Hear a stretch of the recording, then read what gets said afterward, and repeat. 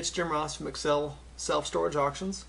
In this brief video, I just want to talk about something you may want to put in, well, not may, you should, put in your buyer registration forms.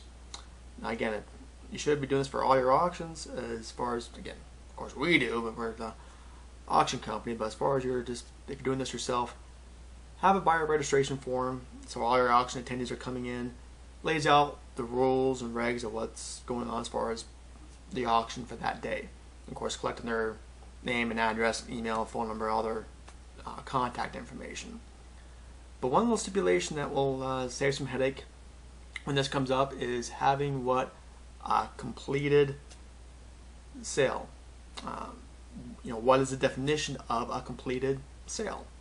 In ours, we have a completed sale constitutes of course, if you're the highest bidder on that unit, you of course make your payment, that the unit is cleaned out within 48 hours, or is you re-rent that unit. That's what has to happen for it to constitute a completed sale. Why did we put that in there? Thankfully this doesn't come up very often, but when it does, it's nice to have this provision in there.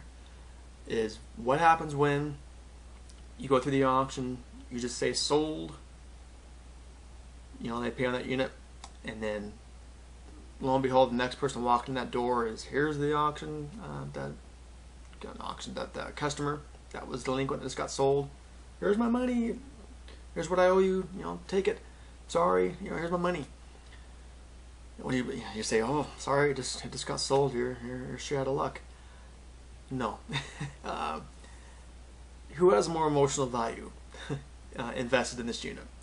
The customer, the tenant that moved everything in there initially, has been paying on that unit. It's his stuff that was in that unit, and now I just lost it. Versus the auction buyer that has had an emotional investment in the last 5-10 minutes of going through the auction process and bidding it, winning it, paying you, but hasn't yet even gone the unit yet, moved it out.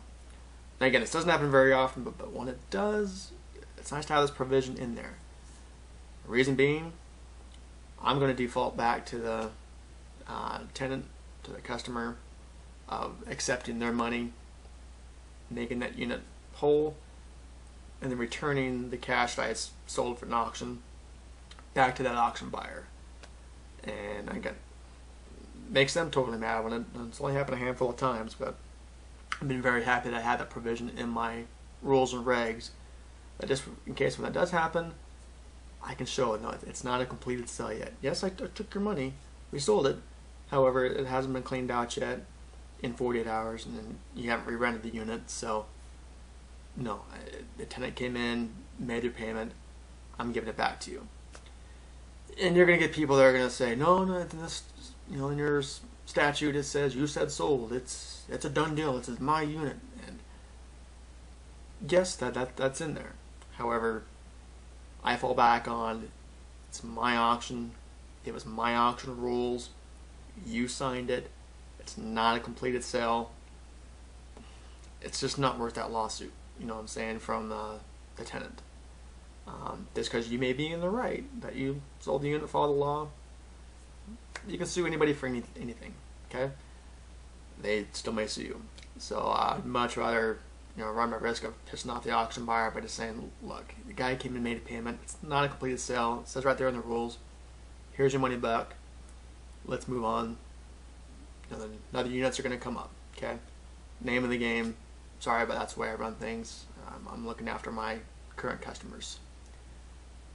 9 times out of 10, hopefully it doesn't happen 10 times, but when it does happen, hopefully all parties are happy, it works out.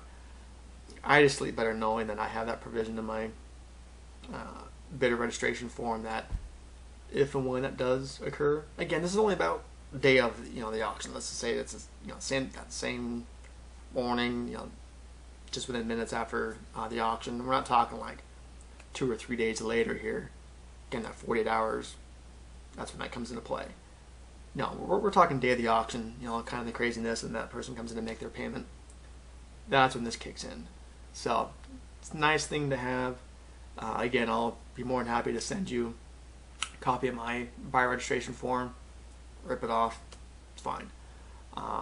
Just take my logo off of it and put yours on. But yeah, you can use mine, and know you're pretty well covered. Okay. Anyway, if you want to email me, it's jross@excelselfstorageauctions.com. All right. Thanks a lot.